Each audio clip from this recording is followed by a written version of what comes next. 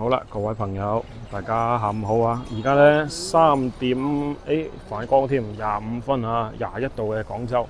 好，今日呢，我哋會由德政中出發呢，去我哋觀眾呢想去嘅地方嚇，探尋一下呢一個德政南路啊。咁眾所周知啦，咁而家呢喺廣州啊，德政中同德政北、德政南呢，其實都可以講係我哋叫做網紅街啦嚇。咁啊點解呢？因為呢，雖然呢條街係條老街啦，但係呢我哋都行咗好幾次嘅。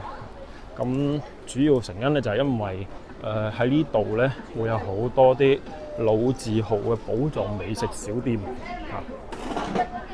咁呢，所以呢，我哋成日都講嘅，如果你喺廣州啊，或者係旅行啊，或者係喺度生活長時間都好啊，咁呢條路呢，啊，尤其是係德政中路呢，其實你係永遠都繞唔開㗎嚇。OK 嗱，首先呢，俾回憶大家先，有冇人記得呢？呢個大棠街社區衛生服務中心以前嘅呢個位置呢，係做咩嘅呢？上面呢，仲有2個字啊，東升，以及呢，仲有啲彩窗喺度啊，彩色窗花啊。咁啊，留個懸念先，睇下我哋有冇觀眾知道，曾經喺呢度呢係一個非常之出名嘅老字號餐廳嚟㗎。不過呢，唔知係出於咩原因啊，其實呢，佢喺好多年前呢，其實就已經係冇再營業啦。咁呢後邊嚇輾轉呢，應該都做咗好多唔同嘅業態嘅。咁啊，但係呢，我覺得始終冇做啲咩起色出嚟，最後嚇咁佢就變成咗呢一個衛生院啦。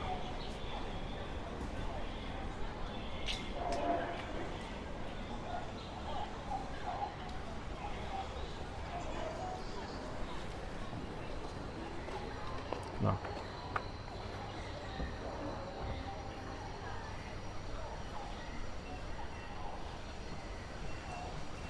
咁而家呢，就呢個時間嚇，相對呢街道就唔會話好繁忙啊，比較安靜啲嘅。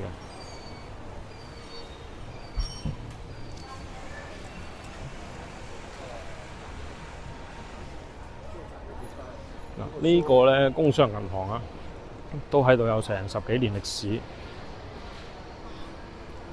嗱，對面呢有間建木，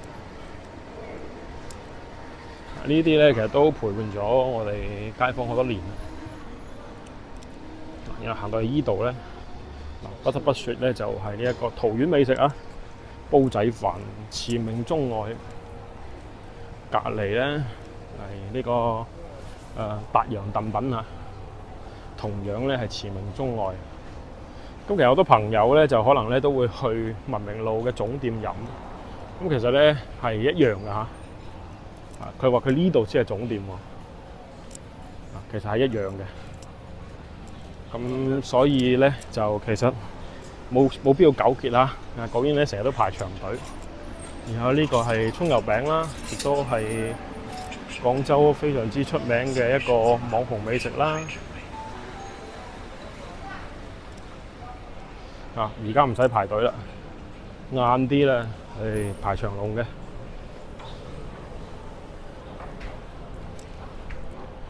然之後呢，我哋會行喺呢度呢，可唔可以行翻出去呢一個龍虎場先？嗱，咁呢度前面黃色嗰個位置呢，就係中山圖書館嚟㗎嚇。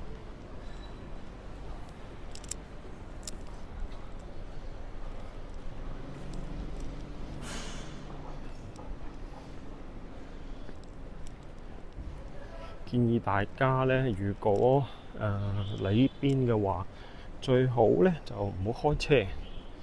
點解？因為呢邊呢好難停車嘅。我自己停車都停唔到啊，係可以嚇。咁轉入嚟呢個位置呢，好少行㗎嚇。呢度咧就叫龍虎場啊。咁以前咧，高中狀元啊，即係放榜之後咧，成績就會黐喺呢個位置呢邊啦。所以咧呢度啊就叫做龍虎場啦。冇錯啦，我哋可以睇到文物保護單位龍虎場。咁啊，而家睇啊，一埲牆嚟嘅啫。咁肯定咧都修修補補過啦。以前咧喺古代啊，都唔知有幾多嘅考生咧，夢境牽掛嚇喺呢度，能夠睇到自己個名。咁咧就高中之後就可以飛黃騰達啦。之前咧，其實我哋都喺呢度附近睇過啊，亦都去過呢一個公園啊，即係話考試嘅嗰個場地啊。以前呢個位置咧真係黃氣好足嘅。咁千古以來呢度咧都係好有文化底蘊㗎。咁時至今日咧，一樣係有我哋嘅國立中山圖書館喺呢度坐鎮。不過周邊咧就不再是呢一個公園啦，而且咧公園咧都剩翻一個明遠樓。哎呦！呢度有間糖水鋪啊，好雅致喎，好睇啊，非常之好睇，應該係新開嘅。揾日我過嚟試下先。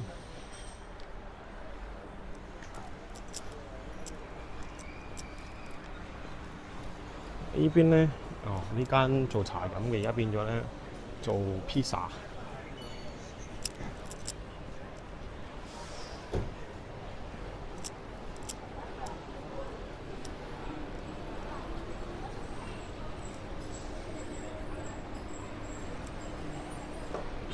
今日天氣尚算可以嘅，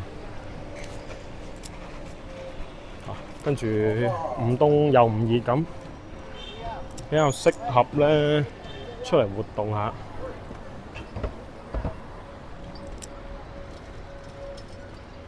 好啦，呢度係文明路啊。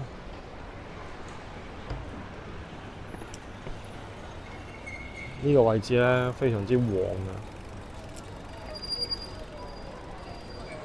啱先我哋冇行嘅咧就係呢一橛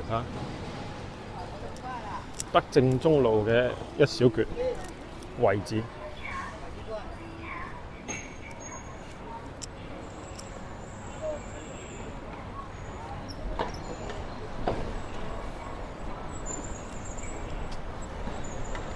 正對咧呢個就係百花，百花嘅叫做品牌之爭啊！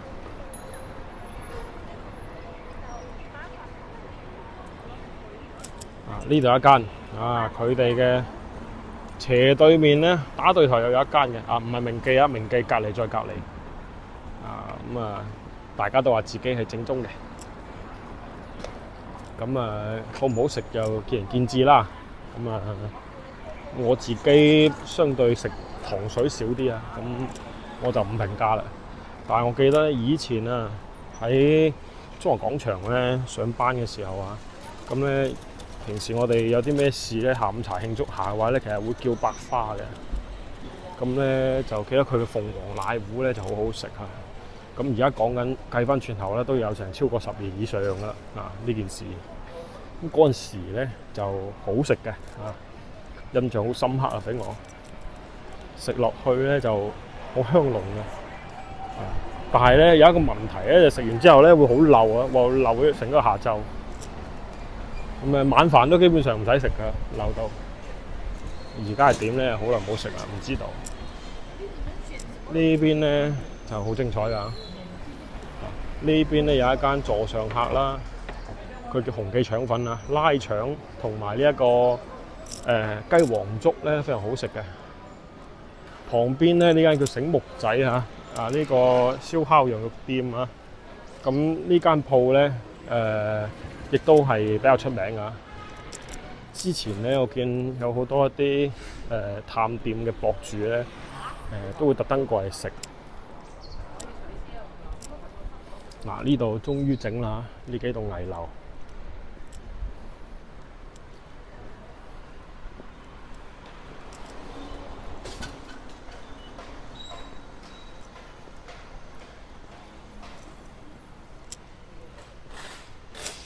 跟住咧，呢度係玉帶河。玉帶河咧，之前我哋都睇過啊。其實佢係屬於廣州嘅護城河嚟嘅。不過咧，而家就已經不復存在㗎啦，變咗居民區啦。嗱，一見到呢啲電雞咧，我諗翻起啦，12月1號咧，咁我哋全國範圍內咧就開始咧賣呢一種叫做新國標嘅電雞啊，即係話我之前咧同大家都普及過，就話咧有定位系統，而且咧時速超唔過25公里嘅。咁你冇辦法改裝㗎，一改裝咧佢就會觸發咗某啲機制，跟住咧可能就會馬上有呢一個相關嘅工作人員咧會過嚟查你部車嘅。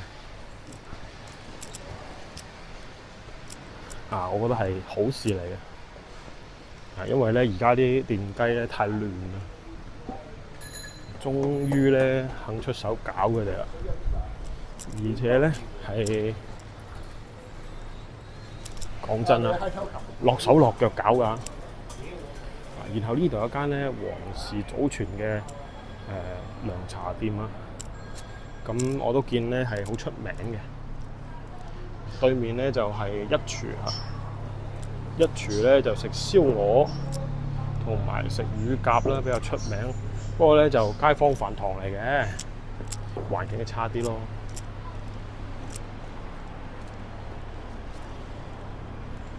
又帶大家把呢邊啲樓價啦。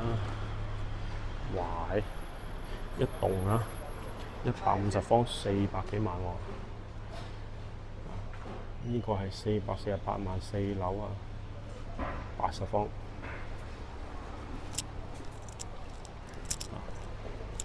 點解嘅？好似好貴咁喎。咁梗係啦，有學位啊嘛。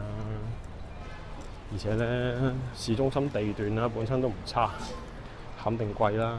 你話同海珠區2萬蚊一比嘅話，咁肯定呢度係貴好多。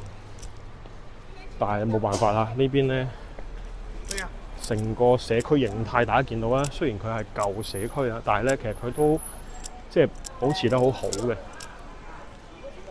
樣嘢你冇得傾啊！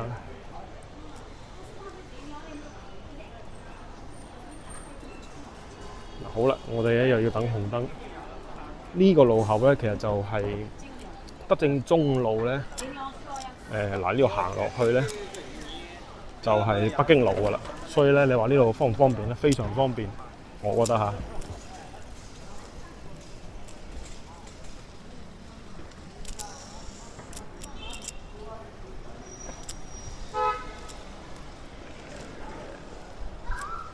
而且呢度咧，我睇呢度有塊地咧，吉咗出嚟咧，應該後邊咧係要開發㗎。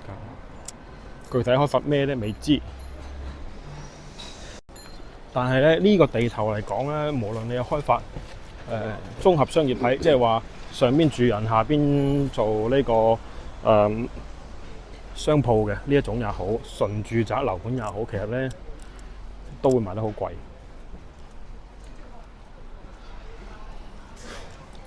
唔知道有冇呢個觀眾記得咧？我之前講過㗎，就話咧越秀區啊，呢個附近範圍裏邊最新嘅樓盤喺邊度咧？其實就係康國大廈附近有2個盤，咁就話北京路嗰度啊，一個咧叫做廣一匯啊，冇記錯嘅話，一個咧就叫做叫做咩？天河城樓上嗰個盤啊，咁就反正就得2個樓盤咧，相對嚟講係比較新嘅啊，其他咧都係呢啲咁樣嘅舊樓啊，甚至乎更舊嘅樓啊。咁呢度行咧，過去呢個珠江路好近嘅啫。呢條路咧穿過去就係珠江路，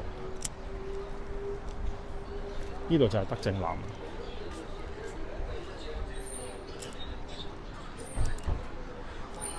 我哋等陣咧都會行行喺啲路後咧，就行落去咧，其實就係會係珠江路啦。咁我哋觀眾想睇嘅德政南路，應該咧講嘅就係呢個小區啦。好，因為呢度咧已經係德政南路嘅106號啊，咁我哋入去小區睇下啦。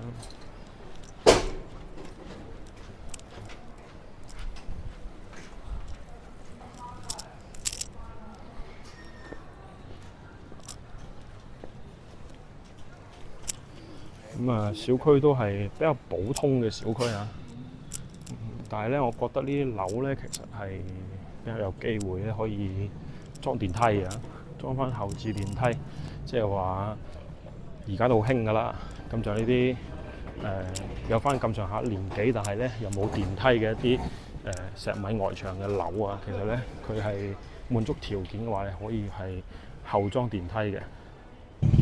不過咧可能啊，會佔據住一啲譬如話咁樣嘅空間啦，可能就冇辦法保留啦。嗱，馬上有個例子俾大家睇下，前面呢個就係後裝電梯啦。我覺得幾好啊，因為咧你話呢啲樓啊，話高唔高，話低唔低啊，都有6、7樓咁計啊。你如果係老人家多咧，你行樓梯又攞命。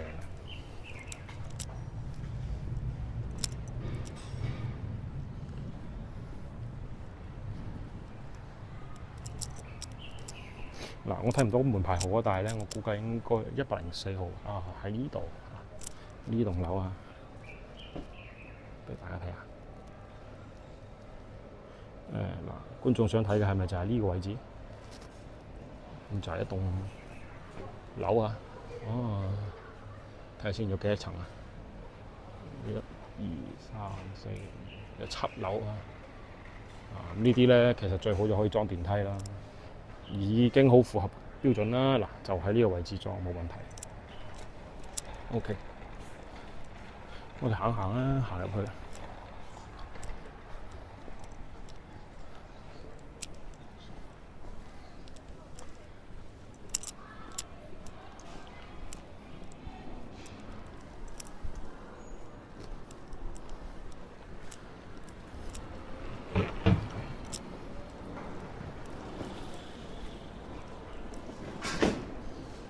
以後咧應該會好少見到呢種咁樣啊，有個小哥踩部電雞咧咁啊飛馳喺你身邊嘅情況。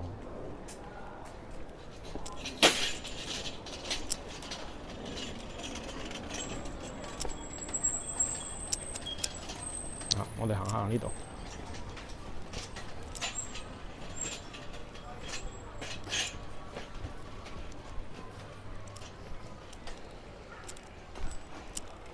呢度叫站塘路。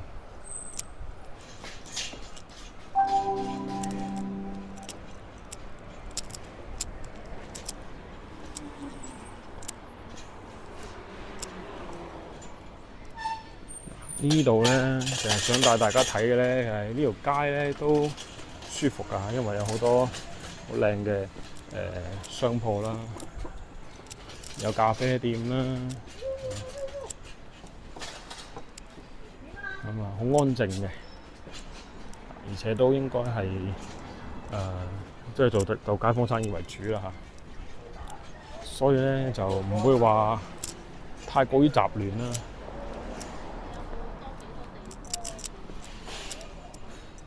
不過咧講真啊，呢度啊樓價一定唔平㗎啦。點解咧？因為佢好近地鐵站啊。嗱，呢度行過應該就係屯一帶嘅地鐵站啊。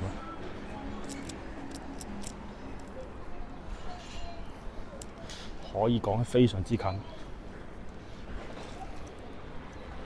再行出去咧，就已經去到江邊㗎啦嚇，連江路都到啦。呢邊行過去咧，就係屯一帶嘅地鐵站啦。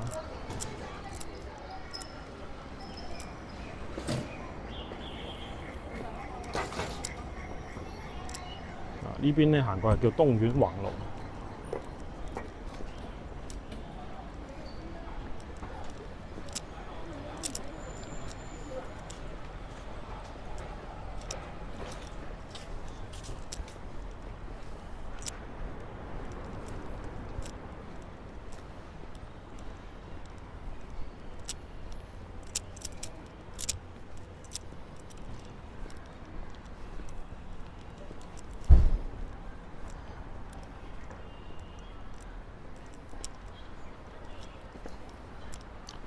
咁行翻出嚟咧，就係德政南噶啦。嗱，德政南咧就基本上都係好安靜嘅，叫做街道啦，冇咩好特別嘅一啲東西啊。最特別咧應該就係靠近江邊嘅位置啊，靠近沿江路呢邊咧，我唔行過去啦，有個八旗博物館啊。咁咧就可能會展示翻啲叫傳統文化嘢啦。我都未入去睇過，次次行到過去咧，佢都冇開啊。OK， 嗱呢集咧短短地啦，帶大家睇一睇呢一個我哋觀眾指定嘅一個街區啊。睇睇佢周邊嘅情況啦。其實咧都係肯定有變化㗎嚇。呢邊咧就最近呢幾年咧，其實因為咧靠近住北京路同埋沿江呢個兩邊嘅叫做嘅商圈啊，所以咧總體嘅容貌啊，包括係周邊設施各方面咧，其實都做得好好。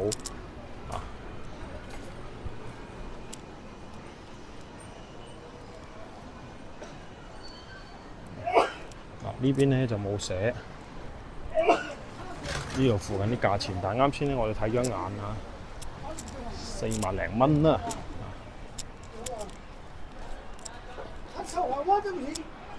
咁你按照均價3萬5到4萬左右咁樣去做成交價去預估咧，咁我只能夠講呢邊啲屋咧係都幾值錢啊！後邊就出嚟到佢就話我哋。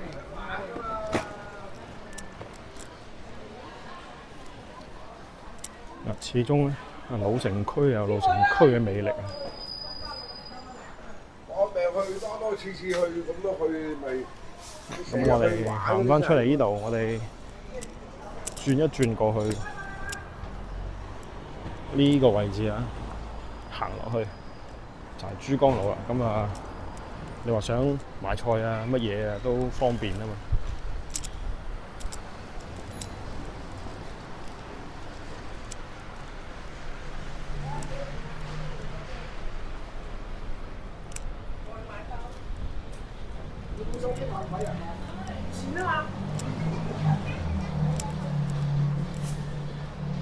珠江街祖廟前。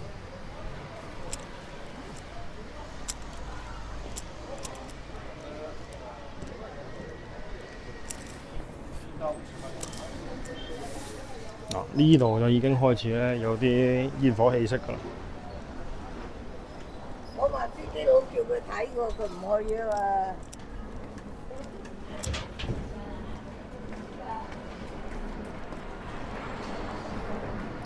開始咧就買餸啦啊！對面咧就係珠江路小學，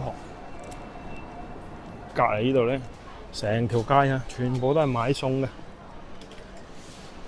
再往前行就到珠江路市場㗎啦，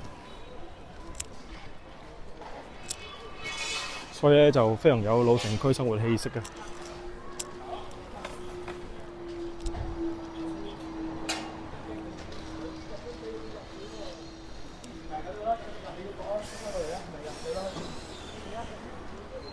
嗱，呢個位置咧就係粵海德倫啊，之前都我哋嚟過呢邊咧睇過嘅。有冇睇過你哋？亦都可以參考翻之前嘅視頻啦。OK，嗱，今日呢個行程咧唔算好長，簡簡單單咧都係大家兜兜周邊社區。咁啊，環境啊，應該咧就同我哋觀眾嘅印象中嘅樣子咧有差天共地嘅區別。好啦，咁今期咧我哋咧先睇咁多啊。咁如果仲想睇邊啲社區啊，或者想睇邊啲位置咧，其實都可以留言話俾我知，我會盡量去安排嘅。嗱，咁今日咧呢期視頻咧先到呢度啊，記得咧要訂閱我個頻道嚇，你哋嘅支持對我嚟講好重要嘅。跟住咧，如果中意我視頻，記得咧點讚，跟住咧轉發俾你身邊朋友一齊分享啦。好，我哋咧下期再見，今期睇住咁多先，拜拜。